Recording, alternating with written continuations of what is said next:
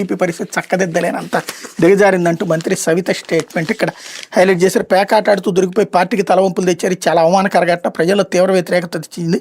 జిల్లా వ్యాప్తంగా ఉన్న టీడీపీ నేతలు మాఫియాగా ఏర్పడి ఇసుక మట్టిని కొల్లగొడుతున్నారని వైఎస్ఆర్సీపీ కడప జిల్లా ఇన్ఛార్జి మంత్రి సవిత వ్యాఖ్యానించారు. మంగళవారం రాత్రి ఆమె ఆధ్వర్యంలో కడప ఆర్ఎన్బి గెస్ట్ హౌస్ నిర్వహించిన టీడీపీ అంతర్గత సమావేశంలో పార్టీలో జరుగుతున్న అంశాలు చర్చకొచ్చే. పులివెందుల కడపలోని పరిణామాలు దారుణంగా మారాయని మంత్రి వ్యాఖ్యానించారు. పులివెందుల్లో ఇటీవల పోలీసులు పేకాట శిబిరాలపై దాడి చేసి టీడీపీ నాయకులు పట్టుకోవడం పెద్ద చర్చకు దారితీసింది. అడ్డంగా దొరికింది కాక పోలీసులతో ప్రవర్తించిన తీరు ఏమాత్రం బాగలేదు. పులివెందుల్లో ఎన్నడూ లేని ఈ పరిస్థితి ఇప్పుడే ఎందుకు వచ్చిందని నేతలు నిలదీశారు. దీంతో నియోజకవర్గ పార్టీ ఇన్ఛార్జి బీటెక్ రవి సర్ది చెప్పుకోవాల్సి వచ్చింది.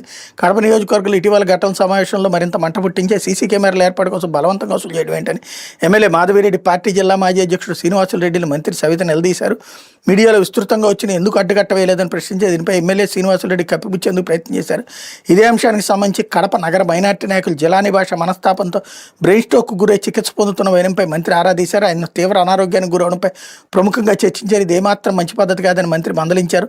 జిల్లా పార్టీలోని పరిణామాల పట్ల సీఎం చంద్రబాబు, మంత్రి లోకేష్ చాలా సీరియస్గా ఉన్నారంటూ హెచ్చరించారు. సమావేశంలో మైదుకూరు ఎమ్మెల్యే పుట్టా సుధాకర్ యాదవ్, కమలాపురం ఎమ్మెల్యే గుత్తా చైతన్ రెడ్డి, పార్టీ జిల్లా అధ్యక్షుడు భూపేష్ రెడ్డి, రితీష్ రెడ్డి తదితరులు పాల్గొన్నారన్నటువంటిది హైలైట్ చేశారు.